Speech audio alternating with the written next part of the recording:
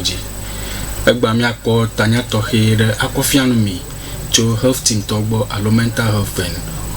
well-being togbo alebe mfia tohiaro gale egba bale keminya na fida ogba mi kona mi akọ la mese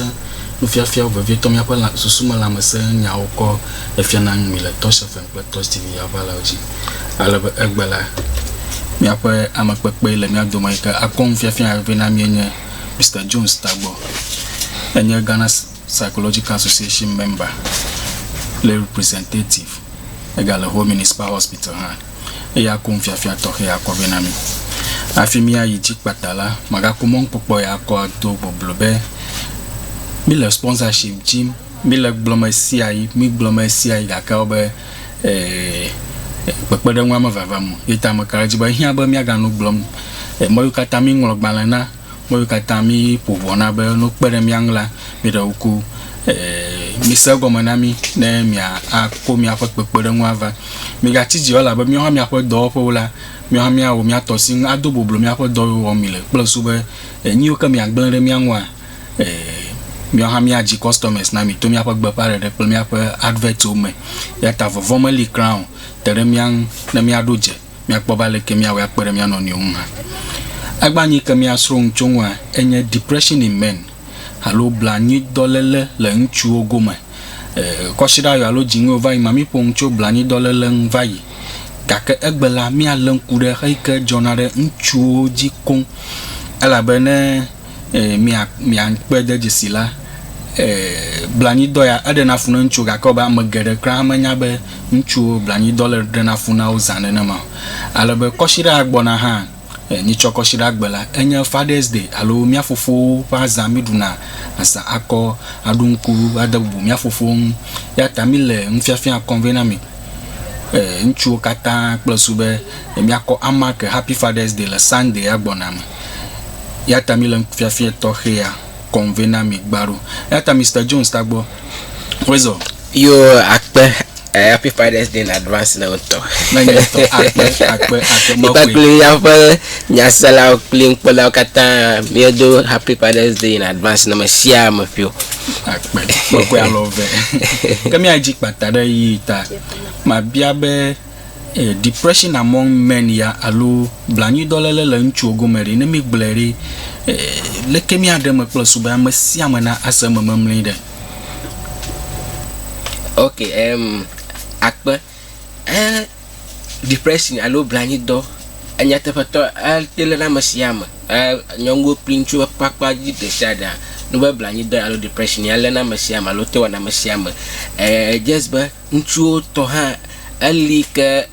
mi amumo glon alo mi glomo e ka won glom ite mi jiben dia mi ala kurenchi no ba blani do abala ka wedan to suggest anya na dollar eka anya bo va mare amajia amana ano blani metu malo yo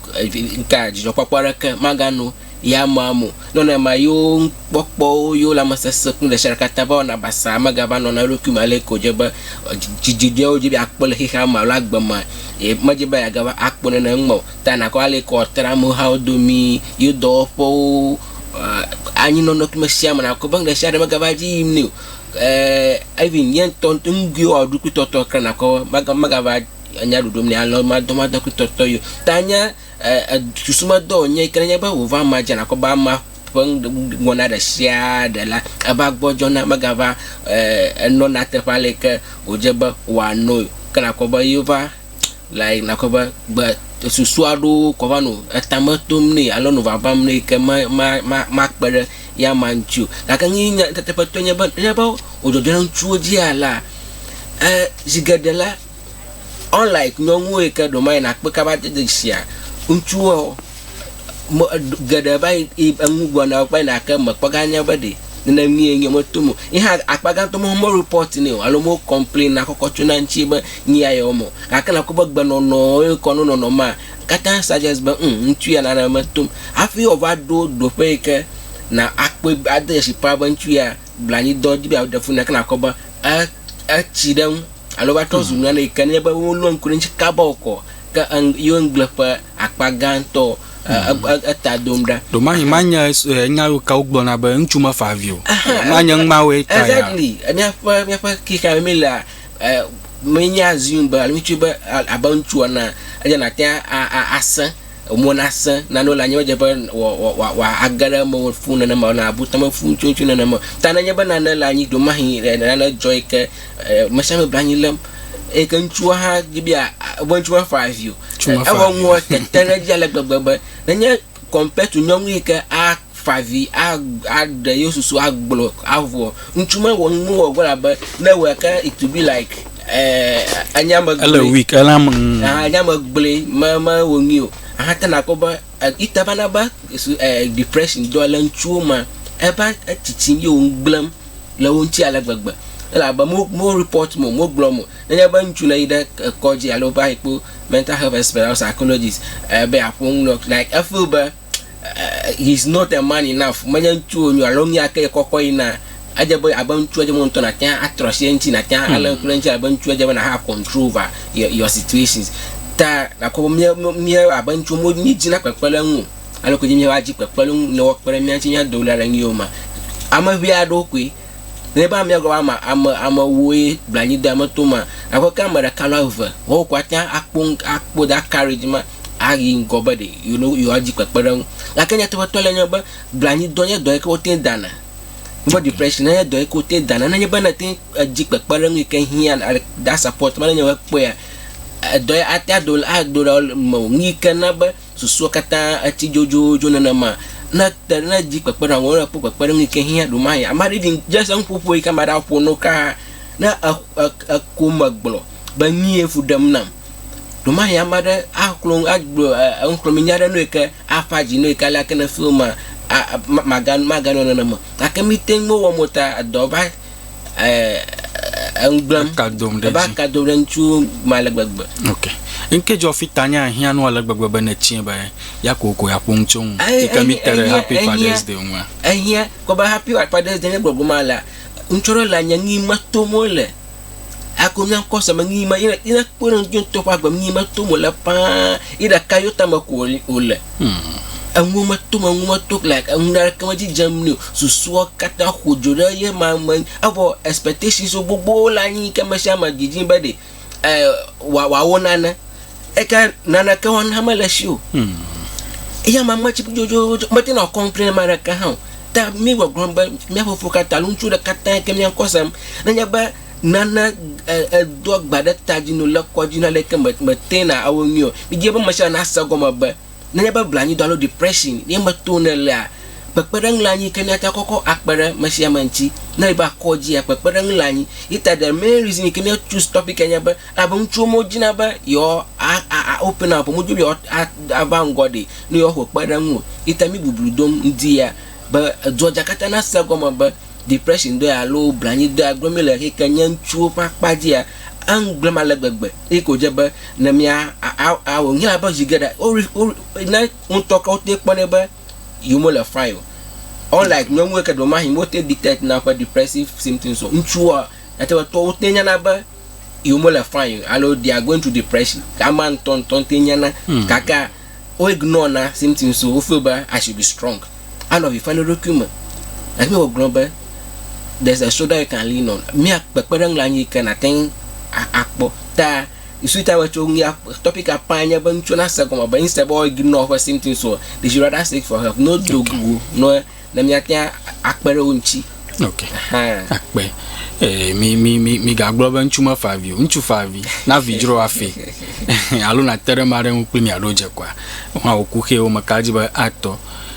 na fifila na shi radio alo na shi TV la mila nponcho blani dolele la nchu ogoma alo depression in men Mr Jones tagbo imfiafia ya convena mi mi ajik patala Mr Jones ke jeside kawe mi akpo adadisi la nchu ma vavieto hayo ke jigere mi tele na nkura nwibe onya jeside ke mi akpo gbajato ya on notice once more so tomo kawe mi antakpo la nchu ma anya ba nchu ya la blani doji be refune okay akpe jeside o attend like nyongo pring chuka bakatanje ya because the pressure lo blanyi do in general there should there your oten vana akalan chu pakpaji ya just ba omontomote nyana ba nya matomiela blanyi do alo depression for simti so ya matomielo eta ta poyo kayo gamleba it is more exclusive to nyongo da do aluncho da do nyongo pring chu pakpakata taba that kind of blanyi I feel down bibiara kama ga jora kama no la mano anya number 1 symptom I feel ba wona kama ga lenchu that hopelessness abako na kama ga nyu na you na kama nyu na you like kama wona kama ga la nyu that kind of feeling ma alanyi ike atin adana funa nchu alo de ditamam vivre ko na ngumbi suara ko na ko de ko attention English ngika do kana te wona gbasaga gbasara vi ma sana di ditama na mo na ba do yi ado na blanyi de ba mana na ma akwa English ko na wo ko di ko attention e ka maten anyale ke yawo alo mado enya aganye na ke gaba dona village to ma amu pona alo dona nyo ka dona jujo no bo yo wo mo ga pon mo ate wona na ngbawo hana ba even anya America solid de nyana ne ko jina be ad solid ai baga da ba do yiyo baga na baga bana la mane ka bagba ko shira agba je mai da solid mo na ka wona ka maga ba ngiyo ni ka do ka gba no do ka mete pon alo mete pon adena je shi ka bo kind of escape behavior gba no do ka na poba makoma sago ata ida do ma yo papa yenya gaton Taimak atamati ado pepe akana ko ba ale ko panja pa ma jibi akpan ata no domo keke zanado ma shamo ju apa ma okay afi wo pa ju apa ma me ba do nana ka fu anda wo mo aka just ale ko ya apa ma do mahi ni aka depression cause ni no ma apa mo tu na ko ma lo bi aida apa mo ta spend long hours outside okay afi atrobo afama obanga mi kponu dana je shile mi apo do ko nga ka mi masemi afi ba de my amount like na do pa na ma mi go na do mena na me aka do mai na ma tumole ita achi anyi ka ano je don plan mo just na ma aka do mai there is something underlying or there's an underlying factor and the tai na mo alanyi na ma kana physical symptoms alo je shidado kana ko ba etadu kaba ro kono baba akwa ida ba tapakpa de ka alo takata na ba ono paragba akwa echo na jo people like echo agato ta that constant headache ma tadu man baba ngwa shagba ado blanye fa nwona otena ba tadu ya no na nyalu aside that you digestive issues na ba odunwa abaka ndu katanchi kakotani abaya ya jira podomani ana pototo ado na grama meba dollar kolo alo akan gromaten digest mo do depression blanyi da gromela ina number that digestive problems you papa nang da dungale ko jeba o feel ba ngona agba adidi fodoma wakata cha akotana ba novam pitoto yo nyukata atanya ba blanyi pa dollar afia madova koni na ha nanya bo jwala na ko ba no hazam basa bila majama deji ata amamanya ahachuno la chao kakaba do para kona ko ba hachunum ano anglo kiba klapetoto na ko ba blanyi atanya ba blanyi doy apango jiku pokpoka kaba jiku do lanyi kina poma ko masago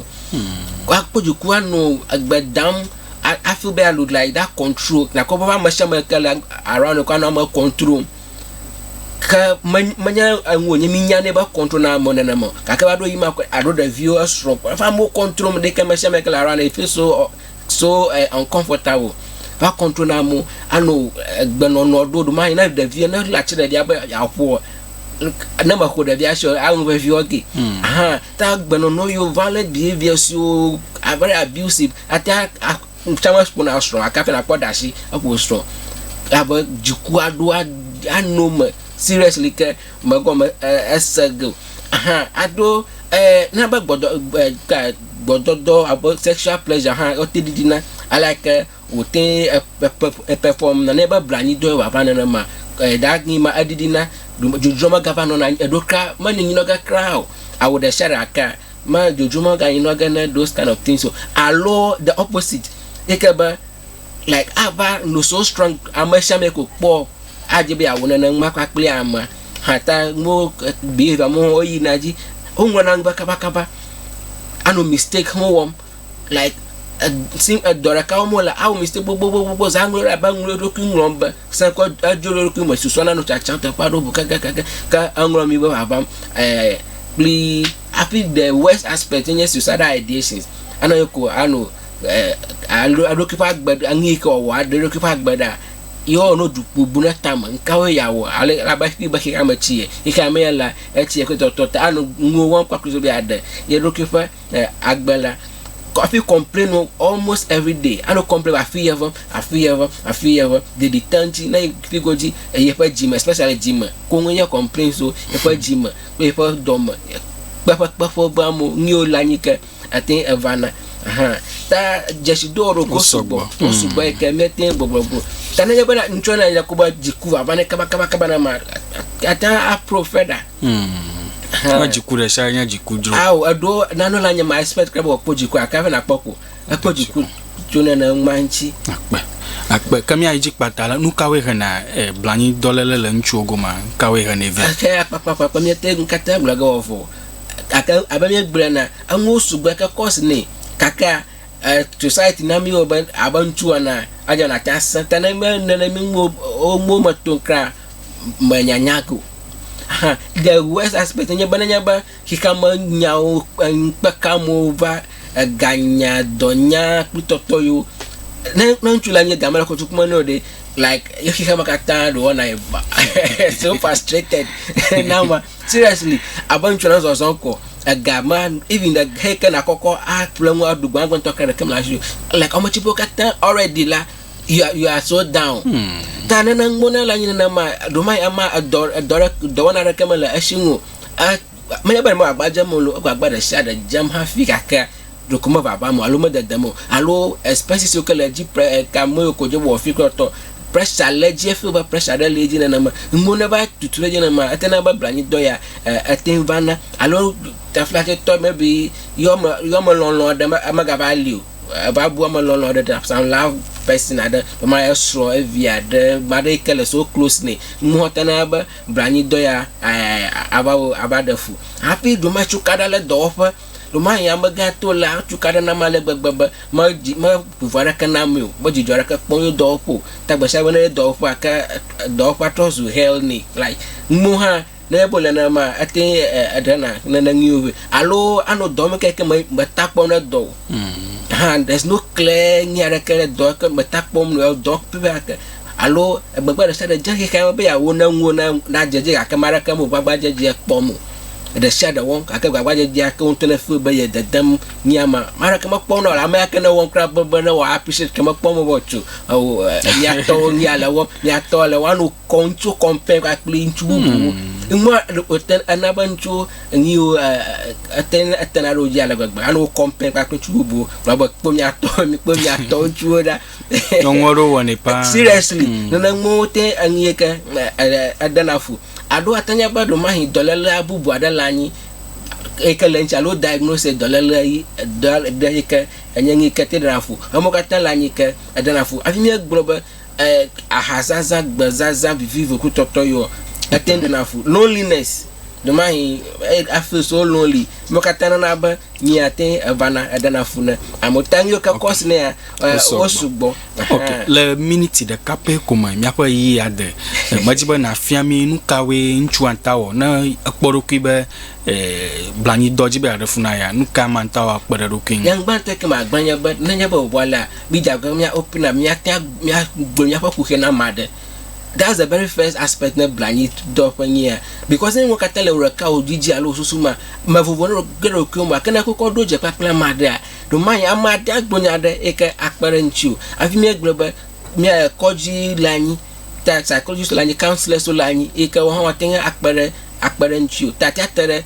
amayanji nanya ba wo na mara pomba anya matoma inchuji gada mo open up tana gbana no yekeme blood o poma tatara manchi won plabie na osago maba na wo ma aje na tia abu ma blood because mo blood atana ba depression do ya ava adoma ya afi na anya adoma ya majiji bia wiro ku tana tara manchi afun kla ma afi na ko nka we ma ho ma mara agbe ta mi ga globo o nchuonya na face your problem out. Let us be there for each other. Me no in pakri me no new na me anyika ta nchora kama ga feel but like but yeah like so strong but ima hena pekperong mo sia ma hena pekperong na gore mo sia mo kli ta manya do fe kana letao atanya the biggest person low environment kana la kaka mo sia ma hena pekperong ta mi jihina kwa mi ji pekperong na mi atia awonyi akbe manya ba nya olizana jiba yakofia mi ndi akaka de yitala mi aga ko gbato ha aserafi susu ya tami le sponsorship jin plus ube do ma hina de mi agila mi apa yi yakra anta ayi ngogbavie ya tami ko gbato aserafi makomo npopo ya a ko gbato he adona nyamalonlonro ma gbide ya fugbama. I would like to say a happy birthday to my beloved son Jason Chanam Junior Agbevanu. May God bless you. A year ago you came to this world and you were a joy and a blessing to all of us. I pray you grow up to be responsible and be a blessing to the family. Mauna yirao nachi navazu amanyuare na pumakata ble Ghana dukwakata magako monkpokpo ya do happy Father's Day in advance ne mia fofo mia jilao kata le hamagodo allo father figure share ke lo pagbamokwa miko happy Father's Day to dom now mauna yira mi kata de donyo kata mi onami mi awe na mi la fi agba mi afofo we na mi la fi gba ya ta mauna yira mi kakaka. Mr. Jones majiba na ko 15 seconds ko adogbe na fofo akbe fofo nya Mr. Peter Tagbo alakede happy Father's Day in advance ne nyang te fofo ntepo wala alagbagbe ke ni madara ji gbesha gbegbe te pere sha de la mayu nkola ba atowom abafofo na afi Apostle Dr. de la Kwampa ya nyanya fa Solomon ya fa Pentecost area head le hofia goji ya ma dogba ni Pastor Stephen Bikukuli afọ kata Emmanuel Avonyo Mawena Courage Aholu Jage ya fa regional coordinator Mashia Makuleko madogba tokena mi akata mauna na eji na wano mi ayira na donye ko mi le mi aka akpe to baba fofo nya magali on ha magbo yo lubo na jijo lenti fa fama mauna convoke o hode pa fiadu pe magdogbe na nya brother so bra Savior bra Samson nakata mauna yira mi kata nkaka na jaji na masiama